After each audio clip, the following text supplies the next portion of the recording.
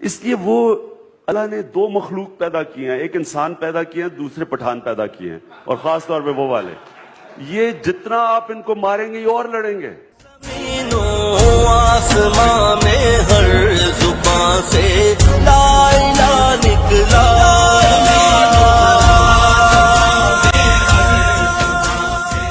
پاکستان کے بھیتر اس پہ آپ قابو پا لیں گے، تو کیسے کیا جائے گا؟ یہ کیسے آپ آتنکواد پہ قابو پائیں گے 3 مہینے کے اندر؟ اتنی مشکل ہندی استعمال، آپ کا مطلب کہ دہشت گردی؟ دہشت گردی کو آپ کہہ رہے ہیں کہ 90 ڈیز میں آپ ختم کر دیں اس گے؟ کا کیا ہم نے نام کیا تھا؟ آتنکواد۔ اچھا دیکھیں، یہ ذرا آپ سب کے لیے سمجھنا ہے مسئلہ کیا ہے اس وقت، کیوں پاکستان جنگ ہار رہا ہے دہشت گردی کی۔ دہشت گرد جو ملیٹنٹس ہیں یہ کتنے ہیں؟ 20,000 ہیں، 25,000 ہیں، زیادہ سے زیادہ 30,000 ہوں گے۔ پاکستان کی 6-7 لاکھ کی فوج ہے، وہ کیوں نہیں اس کے اوپر قابو پا سکی؟ کیوں امریکہ کی دنیا کی تاریخ میں ایسی ملٹری مشین آئی نہیں جو آج امریکہ کے پاس ہے؟ وہ کیوں نہیں جیت سکتے افغانستان میں؟ ایک ورڈ، جہاد۔ دیکھیں، جہاد کا مطلب یہ ہے کہ جب لوگ جہاد لڑتے ہیں، مسلمان جہاد لڑتا ہے، تو وہ پھر اپنی جان کی قربانی دینے سے ڈرتا نہیں ہے، کیونکہ وہ سمجھتا ہے کہ وہ اللہ کے لیے لڑ رہا ہے اور وہ جنت میں جائے گا۔ اور وہ پھر جو اس کی وجہ سے جو سب سے خطرناک چیز ہے وہ ہے خودکش حملہ۔ خودکش حملے کا کوئی توڑ نہیں ہے، نہ امریکن ابھی تک اس کا توڑ نکال سکے ہیں، نہ پاکستان کی فوج نکال سکی۔ میں شروع سے، اب مجھے 8.5 سال ہو گئے ہیں، ایک بروکن ریکارڈ کی طرح میں بار بار کہتا جا رہا ہوں کہ اس جنگ کا کوئی ملٹری سلوشن نہیں ہے۔ اس کی وجہ سے کہتے ہیں جی آپ طالبان کے حمایتی ہیں، کیونکہ لوگوں کو سمجھ نہیں ہے کہ یہ فنومنا کیا ہے۔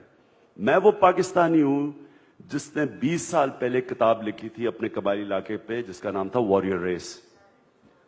وہ کتاب میں نے انگریزوں کی ساری تاریخ بتائی تھی، جو 80 سال انگریز انٹریکٹ کرتا رہا قبائلی علاقے سے۔ انگریز نہیں جیت سکا، وہاں سپر پاور تھا اپنے وقت کا، وہ دلدل میں پھنسا ہوا تھا۔ آپ حیران ہوں گے کہ وزیرستان میں زیادہ انگریز فوجی مرے بنسبت سارے ہندوستان کے اندر۔ اس لیے وہ اللہ نے دو مخلوق پیدا کیے ہیں، ایک انسان پیدا کیے ہیں، دوسرے پٹھان پیدا کیے ہیں، اور خاص طور پہ وہ والے، یہ جتنا آپ ان کو ماریں گے یہ اور لڑیں گے۔ میں اس لیے ان کو بتاتا جا رہا تھا یہ کاؤنٹر پروڈکٹیو ہے۔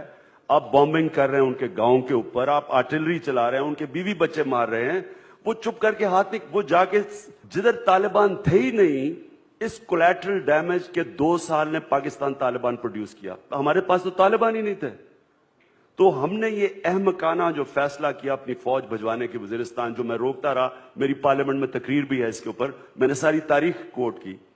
تو ہوا کیا ہے کہ جو ملیٹنٹس ہیں انہوں نے پاکستان کی فوج کے خلاف جہاد ڈکلیئر کر دی ہے۔ انہوں نے کہا کہ یہ امریکہ کی مرسنری فوج ہے، کیونکہ وہ امریکہ کی مرسنری فوج ہے، یہ کولیبریٹرز ہیں، ان کے خلاف بھی جہاد جائز ہے۔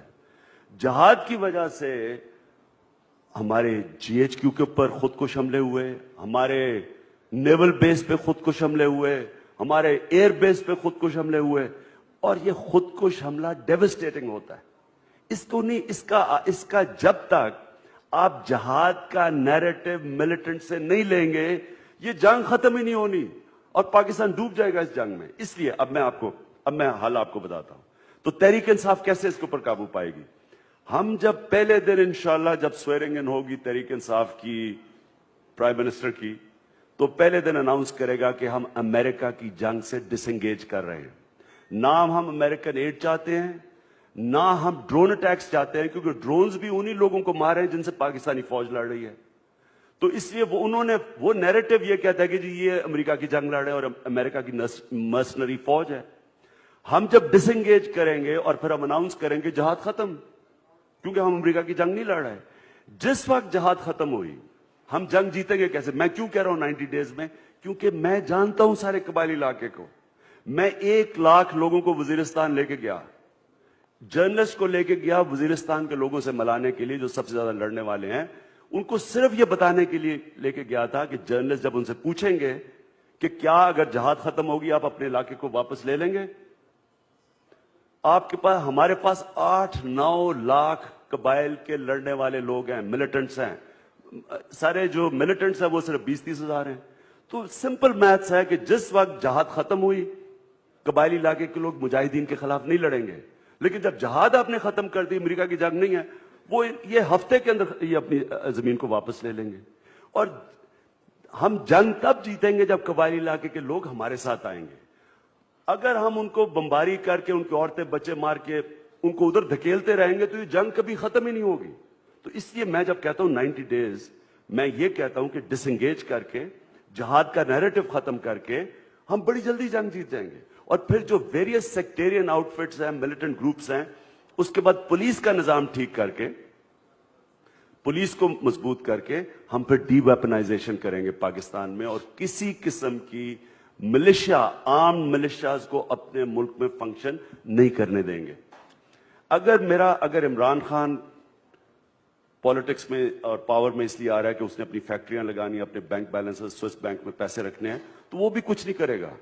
वो अपने आप को पहले रखेगा और मुल्क को आगे बाद में रखेगा। लेकिन अगर हमारी हुकूमत ने ये फैसला किया कि ये हमारे गोल्स हैं, ये हमारे मिशन है, ये हमारी विजन है, और वो प्रायोरिटी लेगी, तो उसमें आपको यकीन दिलाता हूं कि सब फॉलो करेंगे। मैं आपको फिर से मिसाल देना चाहता हूं, तुर्की की जो मिसाल है, ये आप सब याद रखें कि तुर्की की फौज ने वही किया जो पाकिस्तान की फौज ने पाकिस्तान से किया। लेकिन तुर्की के अंदर एक ऐसा लीडर आया जो स्टेट्समैन था, उसने उसी फौज को अपने काम पे लगा दिया जो है कि बॉर्डर्स को डिफेंड करना। और वही लीडर मॉरल अथॉरिटी की वजह से आज आप देख लें कि वो कहां से कहां तुर्की को ले गया, और उसकी विजन है। क्योंकि सबसे बड़ी बात यह है कि उसके पास मॉरल अथॉरिटी इसलिए है कि लोगों को, सब अवाम को पता है कि ये अपने लिए नहीं पावर में आया, ये मुल्क बेहतरी में आया है। और आज तुर्की की जो ग्रोथ रेट है वो चाइना के बाद सेकंड हाईएस्ट है।